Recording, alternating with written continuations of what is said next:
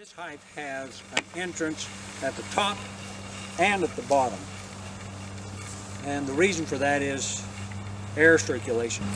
80% of the bees in the wild choose a site for their colony, for their nest, with an upper entrance.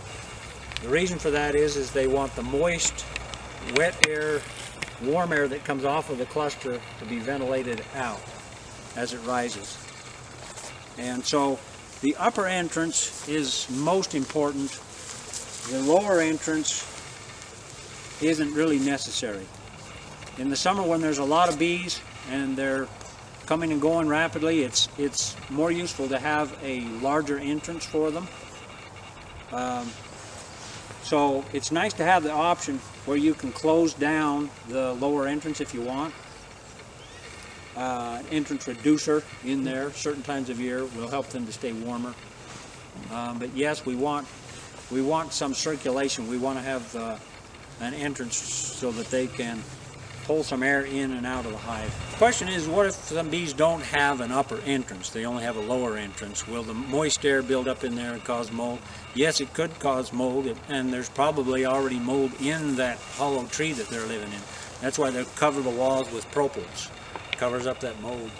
So mold isn't necessarily a bad thing. Not necessarily a bad thing, and it's filling a niche in there. It's a part of the ecology inside of a beehive that they're going to encounter just about anywhere they are, and so some of that mold might be even beneficial.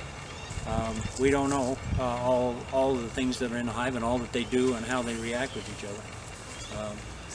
So I have some colonies. I have one from last year, and they were given an upper entrance and they plugged it up completely.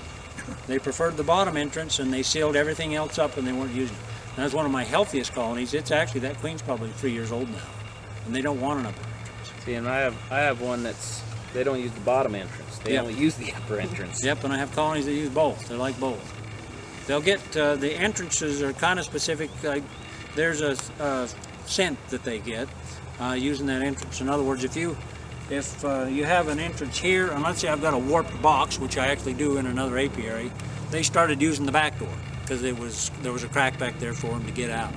And they stopped using the front. Even though it's wide open, they didn't propylize it over, they didn't close the door, they're just using the back. So they get focused on one access and they keep using that. So the answer to your question is I've just danced around your question and not answered it. No, you're answered it. You're going to have an exception, yeah. So some bees, 80% of them want an upper entrance. They'll keep it open, and then some of them will plug it up and they'll just use the bottom one. And does it get more moist in there? Yeah, but they can still manage to circulate air around in there and back out. Question about entrance reducers. Do we use one in the wintertime? I put one in the fall, one to help the guard bees. They've got less space to defend against robbers that may want to come in. An entrance reducer is good to keep mice out, and it's good to keep the draft out if you've got your hive entrance pointing towards prevailing winds, so there's not it's not a scoop for cold air and draft in there. So an entrance reducer is a good idea.